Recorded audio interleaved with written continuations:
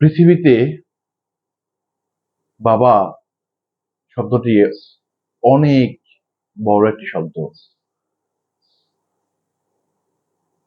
বটগাছ যেমন সবাইকে ছায়া দিয়ে রাখে, তেমনি ভাবে বাবা শব্দটিও সবাইকে ছায়া দিয়ে থাকে।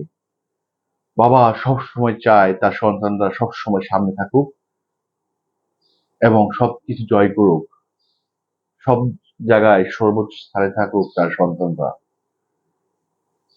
তেমনি ভাবে আজ আমি আমার আমার বাবার কিছু স্মৃতিচারণ করছি। আমার বাবা ছিল একজন কৃষক, এর পাশাপাশি বাবা একটি সরকারি চাকরি করতো ঢাকা ক্যান্টনমেন্টে। আমার দেখা মতে আমার বাবা ছিল সর্বশ্রেষ্ঠ বাবা। কারণ বাবা চাকরির পাশাপাশি যে কৃষকের কাজ করতো তা অকল্পনীয়। আমাদের গ্রামে অনেক মানুষ আমার বাবাকে বলতো, তুমি একটি চাকরি করার পাশাপাশি কিভাবে এত কাজ করো।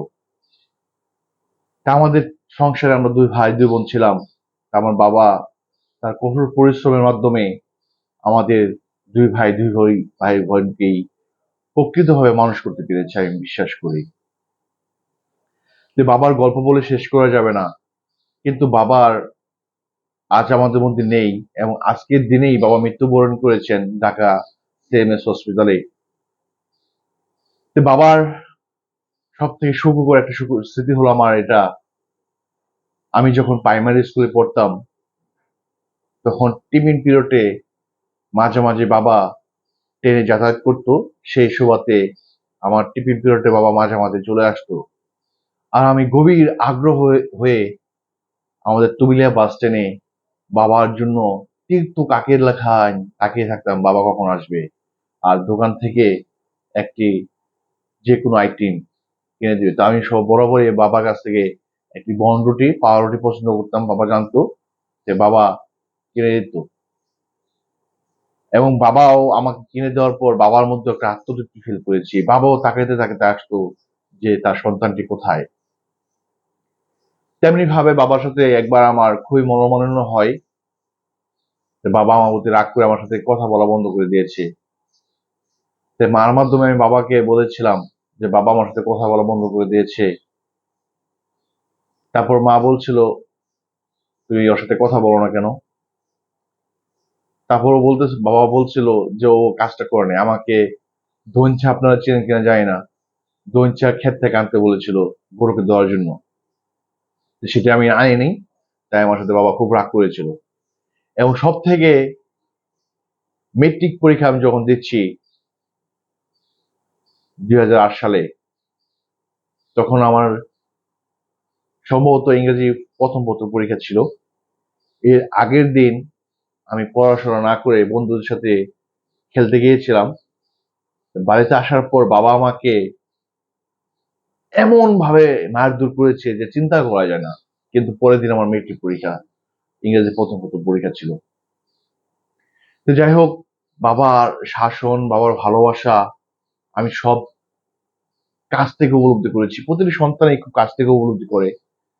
কিন্তু আমার বাবা, আমি মনে করি আমার কাছে সর্বশ্রেষ্ঠ বাবা ছিল। কারণ আমার বাবা যে পরিশ্রম করেছে, সেই পরিশ্রমের পর বাবা যেই সুখময় স্মৃতিগুলো, বাবা রিটায়ার হওয়ার পরে বাবা মৃত্যুবরণ করেন, বাবার সুখ, প্রকৃত সুখ সে পৃথিবীতে ভোগ করে যেতে পারেনি। পৃথিবীতে থাকাকালীন অবস্থায় পরিশ্রম করে যেতে হয়েছে বাবাকে। বাবা যখন রিটায়ারমেন্টে গিয়েছে, এলপিএলে থাকা অবস্থায় বাবা মৃত্যুবরণ করেন। তা আজকে বাবার মৃত্যুবার্ষিকী। প্রতিটি বাবাই তার সন্তানদের যেমন সামনের সারিতে দেখতে চায়, আমার বাবাও চেয়েছিল। আমি জানি না কতটুকু করতে পেরেছে আমার ভাই বোনেরা। তাই আমি বাবার কাছে,